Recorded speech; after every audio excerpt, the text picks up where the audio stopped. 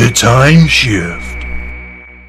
Hello and welcome to The Timeshift. This week we're looking at the 2017 Christmas special of Doctor Who entitled Twice Upon a Time.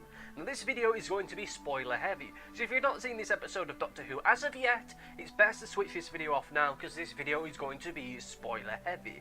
But enough waffling from me, let us dive headfirst into the review! Okay, so before we get too far into this week's review, just two things I want to raise. First of all is that my throat's a little bit tingly still, so if you're seeing the weird edit points within the video, it's just so that you don't end up seeing me coughing up a lung, or something like that. Now the second thing I want to raise is, I'm kind of curious as to what you, dear viewer, thought about this week's episode of Doctor Who. Did you love it? Did you hate it? Let me know in which comment section that you're watching this video on, and I'll try to get back to you as soon as I can. Either a direct comment, or you'll be mentioned in a future Timeshift video. I'm kind of curious to see what people think about this. I've been checking online, and broadly speaking, people seem to be rather positive about the whole thing, which is really, really surprising, as I thought that this week's episode was rather crap. I'm sorry to say that here we are in this season of goodwill and happiness to your fellow man, and I really didn't like this episode of Doctor Who, not even slightly. I mean, okay, that's a little bit harsh. There was the odd thing here and there that I liked, but yeesh. You know, in my previous Timeshift episode, I speculated that I thought that this episode would be the perfect summary, the perfect reflection of Steven Moffat's time as showrunner on the programme. It is almost a diluted, a distilled version of all the good things that he's done and all the bad things that he's done. All the things that really piss me off seem to be present in this one single episode. It's like the prime Steven Moffat episode. All the things that I really, really, really do not like. Some of the things I do, but most of the things I don't like here in an episode which I found was messy, bordering on the convoluted. The science fiction element of it didn't make any real sense. The writing and the humour borderline on the straight up unbearable. The fan service was aggravating. The whole episode itself felt totally pointless, made more out of contractual obligation than really any kind of story need. It is an episode which flies in the face of continuity only established a couple episodes prior. It dangerously mishandles and squanders the performing talent within it. And I feel that at the end of the day, had it not been a regeneration episode, had it not been significant for the fact that it's the final episode of a certain showrunner, it would have been the most limp, forgettable Christmas or even mid-series episode I think we've had in a very long time. And it even includes episodes that we had last series and the series before that. You know, remember the two-parter series where they thought that was a good idea, and most episodes in that I don't even think existed. They had the whole creative and intellectual substance of a glass of water, and that's what we got at Christmas. We didn't get some kind of great epic adventure that would live for us for now and forevermore. We got the television equivalent of water. Thank you, Steven Moffat. Thank you for wasting my time. And trying my best to be positive here, because it's Christmas. It's a festive period. Happiness, joy, goodwill, helping out your fellow man, trying to be positive, but I really cannot. This is an episode which I felt was a colossal waste of time. It really does feel like an episode was just made because, you know, it's Christmas, so we gotta have a Christmas Doctor Who. David Bradley's still alive, so let's have him being the first Doctor, and Peter Capaldi's still not out of contract, so we might as well use him for the one last time. So let's cobble together an incomprehensible story that, when said out loud and you think about the finer mechanics of it, really, really, really does not work at any kind of logical standpoint. And then just hope and pray to God that no one notices it, because most people are going to be too pissed or tired to notice that the episode fundamentally doesn't work by its own logic. I'm trying my best not to do the thing of sitting here and saying how I think the episode should have gone. You know, just saying all the things I would do to make it a better episode, because for a start, we'd be here for another hour, and secondly, that doesn't really tell you much about the episode itself. All it does is say that, well, what I would do as a writer. There's a lot of things I would do as a writer to make this a better episode, to make it some way watchable. One of the things I would do would be to not paint the First Doctor as being a sexist. You know, remember a couple episodes ago, or thereabouts, when Peter Capaldi said that the Time Lords had no kind of sense of, you know, gender roles or anything like that? Which makes a lot of sense, seeing as they're a race of shape-shifting aliens who can quite easily swap between male and female pretty much on a roll of a dice. So the whole notion of any kind of inbuilt bias kind of doesn't make much sense from their point. But no, the First Doctor, he's really old and he's from the 60s, so he's a sexist. Oh, where's Polly when you need her to sweet things up? Hey there, he's my nurse, you know, male nurses. Whoa, what a silly idea. Oh, women are the fairer sex. They're silly-minded and not that bright. I'm a misogynist because you'll never guess who we're having as the Doctor next. That's irony. No, it's not, Steven Moffat. That's fucking aggravating. Oh, God. I'm going to be honest, I can put my hands up right now. I've probably only seen about 3 or 4, maybe 5 episodes of the classic Doctor Who with William Hartnell's Doctor in it. And I'm sure as fuck that he never acted like this to anybody. Yeah, he had kind of like a superiority complex to him. He kind of seemed a bit like rough and abrasive. But it was never like this. I mean, why the fuck does Steven Moffat feel the need to throw William Hartnell's Doctor under the bus like this? It's particularly odd and aggravating considering that, if we're really honest, Peter Capaldi is Steven Moffat's equivalent of a First Doctor. Their personalities match up so much that they're both older men. When they both started the show, they were kind of a little more stern and abrasive. People didn't really know how to react to Peter Capaldi's Doctor because they thought he was a little bit too rough and a little bit too nasty at times. Even though I and quite a few Doctor Who fans thought that was a refreshing change from just David Tennant 3.0, or really Christopher Eccleston 4.0, if we're going to be really frank about this. But no.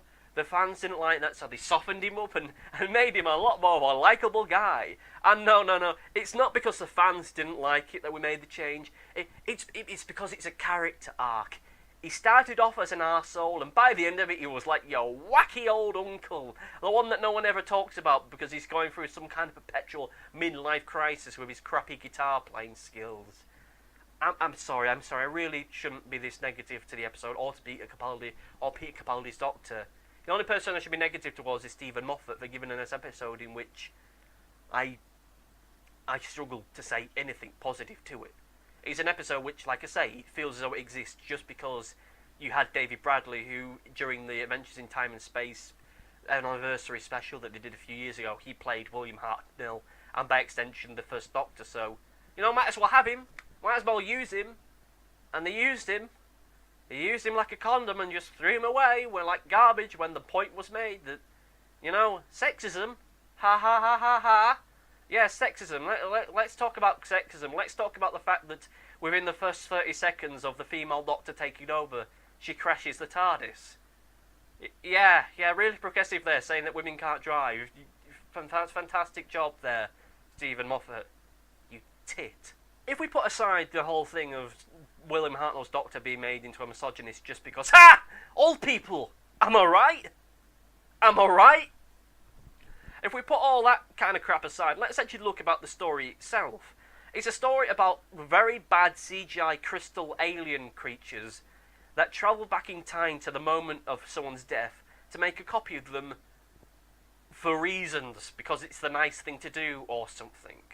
Alright, so these creatures, they travel back in time to make a copy of someone, you know, when they're just about to die, to get all their experience and all their knowledge, right? So, and given that they're in the year 5,000,000,014, or whatever stupid number they threw together, because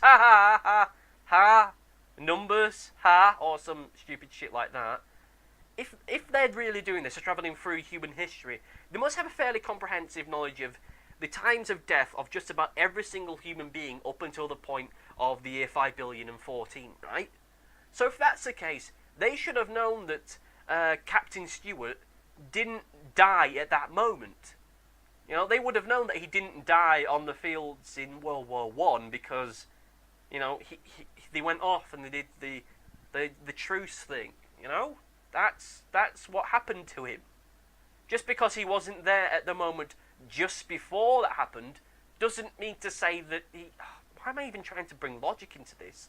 They have a comprehensive data bank of knowledge of when everybody in the universe died, and yet just because his character disappeared for a little bit, for whatever reason they thought that that was the point they were supposed to die.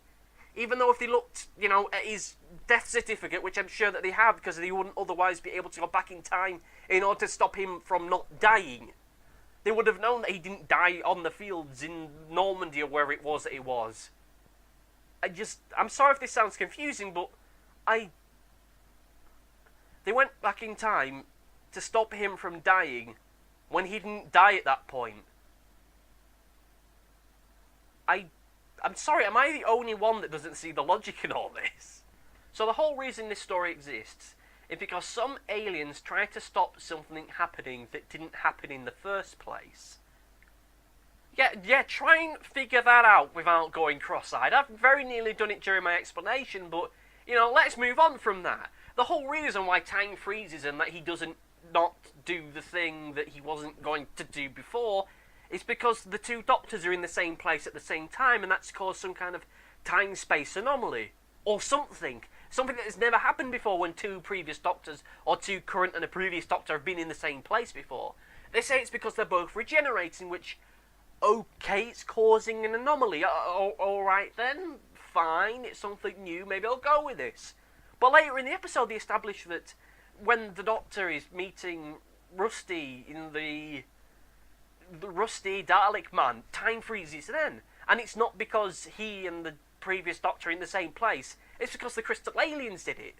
So, the Crystal Aliens must have frozen time when Captain Stewart was about to not die, and they froze time so that they could scan his mind because he was about to not die, and they go back in time to stop people from dying, or rather scan their minds before they die, but he wasn't going to die. So what the hell was the point of the episode as a whole? Towards the end of the episode, there's a suggestion that the Doctor somehow saved him because... or something, they took him back in time to the point he was supposed to die, but 2 hours or something must have passed or something because it was Christmas or things. I mean, if time is frozen, then they couldn't have moved time forward. I mean, if you were to pause this video right now, and the clock in front of me says 5:21, you pause this video right now, come back in 5 minutes time, this clock is not going to turn around and say 5:26. It isn't, because that's not how pausing things works. So the aliens stopped time to stop Captain Stewart from not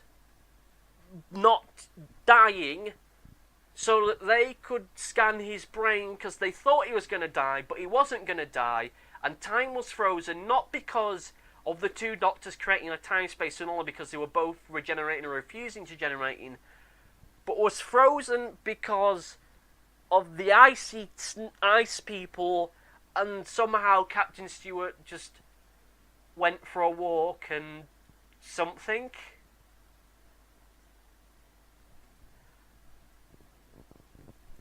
Figure that shit out. Though I suppose the real time-space anomaly was the fact that a rift opened, then he walked through it, then he met the two doctors, and that's the thing that fuck it. If I keep lingering on this, I'm going to be here all night. What else can we talk about in the episode?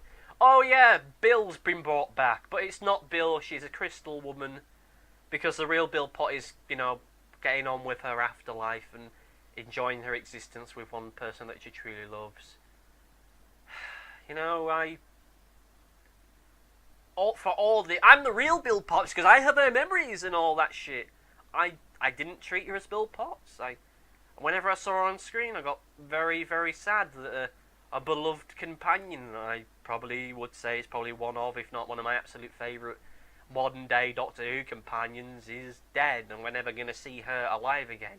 Maybe in a future episode we'll see her, you know, as like a guest appearance, but for now, it was just a robot taking her place, and it just brought in the crushing sadness of her death. But she's with the woman that she loves, so that's okay.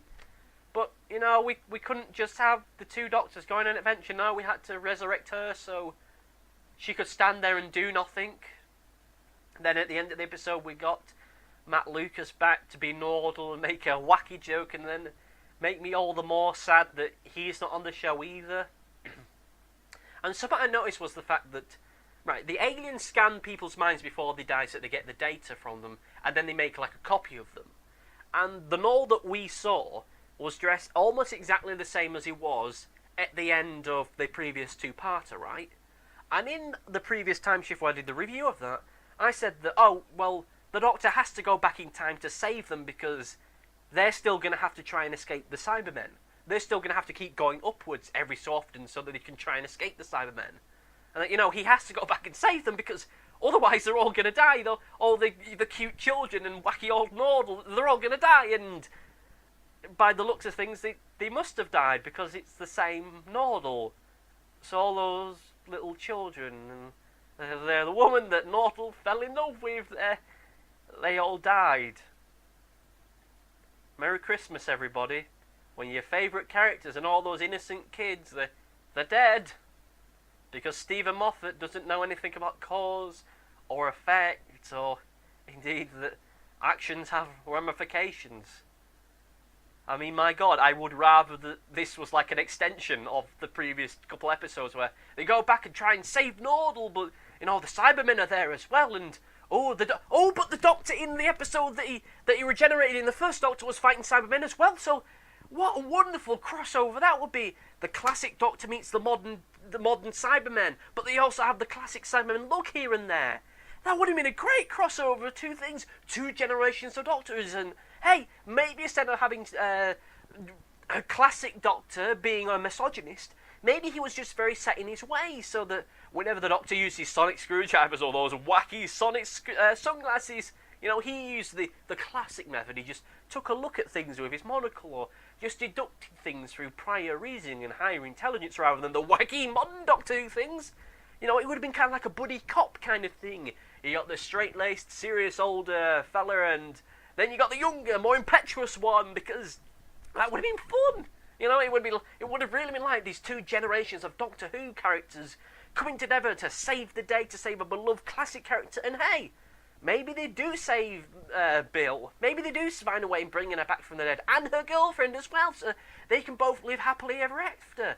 Or maybe as well, when they're debating whether or not they should regenerate or not, maybe the classic Doctor sees his granddaughter for the last time, and same with the modern Doctor, because he's never going to see her again.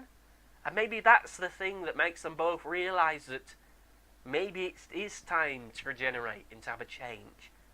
You know, maybe that would have been a better episode than what we got. And you know, I just made it up here and now. Classic Doctor, modern Doctor, go back in time to defeat the Daleks, to save a good friend, to try and bring a little bit of happiness to the friends that they know, meeting a classic Doctor Who character, realising that life is worth living, and they both go off to meet the future in their own unique way. But no, we get fan service, quirkiness, jokes about sexism, which means that they're not sexist, because irony! And of course we get a connection to Brigadier Lethbridge Stewart. Because remember him? Remember how we shit on his legacy as a character by turning him into a Cyberman? Fuck you, Steven Moffat. Let's go to the performance section whilst I still have the will to live. So here we have the performance section where I briefly talked about the performances. In a previous Timeshift I did give Peter Capaldi his proper airing in terms of comments about his performance one way or the other. I'll probably do a more in-depth look at him in a future video when I do my big retrospective about Steven Moffat's time as showrunner. But for now, as always, and probably for the last time I'm ever going to be able to say this, Peter Capaldi was good. Fine, great as always. David Bradley as William Hartnell as the First Doctor was fantastic, if horribly and criminally underused. Pearl Mackie as Bill was great, if completely and totally underused. Neil Gilliam, he was great for what he was. He brought a little of emotion to the role. Would have liked it maybe if his character did die, because that would have been some way emotive and show the full cost of that horrible war, maybe, and maybe would have meant something. But now he saves the day, and of course, him surviving wasn't a bad thing. It's just it felt a little bit too much like the true love saves the day kind of thing that we have in modern Doctor Who. So, we traded a emotive death for another emotive death, which felt kind of cheap, but whatever. And of course, we have the return of Jenny Coleman as Clara Oswald in a green-screened appearance that certainly wasn't recorded about a week or so before the episode was due to air. No. We had this all planned from the past. That's why she doesn't look like... that's why she does look like she's there. I knew it was coming. I knew we couldn't go the whole episode without a cameo appearance from her, but if we are going to have that, then, why not have Rory and Amy there as well? Because, like when Russell T Davies left the show, he had like a final farewell for all the characters that he created, and it wouldn't have been so bad if maybe we saw them both one last time, and maybe James Corden's character. I'm sure that he would have been perfectly fine with just standing in front of a green screen for a couple of minutes and waving goodbye to a character that he played and his time as a character on Doctor Who. That would have been fine. I'd been fine with that. I'm not a massive fan of James Corden, but final goodbye with him, and then one last goodbye with Rory and Amy, and the Doctor hugged two robot crystal aliens that were pretending to be his friends, because Steven Moffat couldn't think of a way to save either character, if only for like a one last hurrah. Yeah, he managed to create such a convoluted episode, but couldn't think of a convoluted episode just so that the Doctor could see his friends one last time. It's a shame, really. Anyway, I'm going to go into the overview before I start getting too depressed. So here we are in the overview, and I'm starting to feel kind of very down on this. This was the last hurrah of a controversial Doctor Who showrunner. This was his final chance to say to us, the audience, to the fans who had stayed with the show through probably one of the roughest periods I think that we've had since the mid to late 80s, where we've seen audience numbers drop and pitter away, just disappearing like teardrops in the rain. But we stuck with the show through rough patches, some really, really rough patches. And for our final goodbye with this showrunner, we get a very convoluted, messy episode, which, were it not for the emotional ramifications of seeing a beloved character actor say goodbye to a character that he's brought so much life and quality to, it would have just been nothingness. The only emotions that I felt were in the final few moments when we were seeing the last of Peter Capaldi as Doctor Who, and because I'd had several glasses of wine by that point, I've been drinking Bucks Fizz from about 11 o'clock that morning to 5 o'clock in the evening, and it was straight on to the red wines, baby! I was tired, I was emotional. This episode didn't help me that much by the end of it, but had I seen it stone cold sober, I may not have got much out of it whatsoever. It's an episode which squandered the talent that went into it.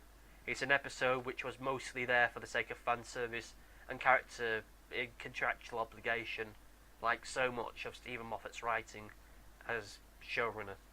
This episode really shouldn't have happened.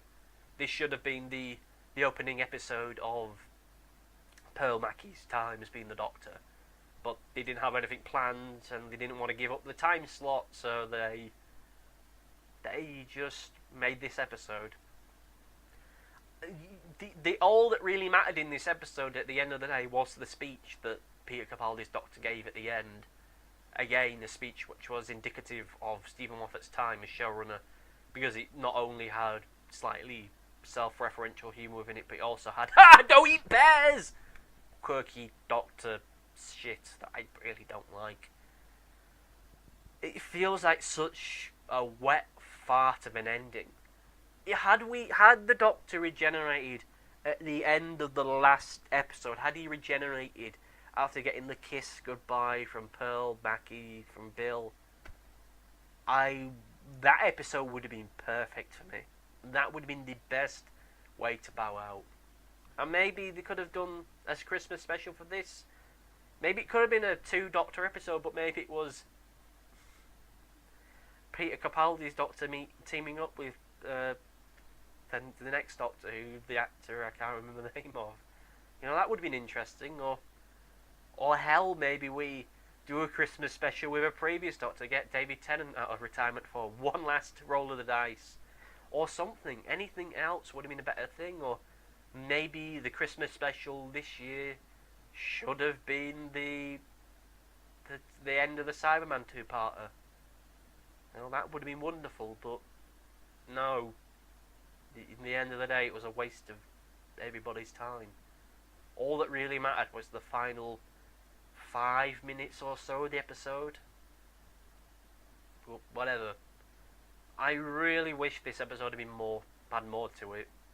Even if I was going to say even if it was aggravating, but no. Given where we are, I would have been fine had we had a decent episode of Doctor Who, but in the end it wasn't much of anything.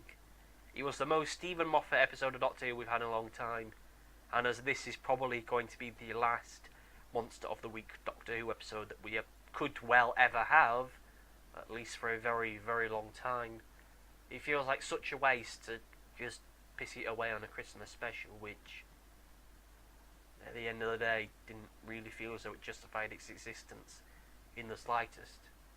But what did you think, dear viewer? Did you love this week's episode of Doctor Who? Did you hate it? Message me below and I'll get back to you at a later point. I really didn't like it. Maybe in the future I'll warm up to it, but for now it felt like such a waste of everybody's time and talent. I did find it odd though that there had been this speculation, looking at a slightly more brighter point, for the next Doctor. I can never remember the name of her at the moment, but I'm sure that I know her name off by heart by the next Doctor Who series.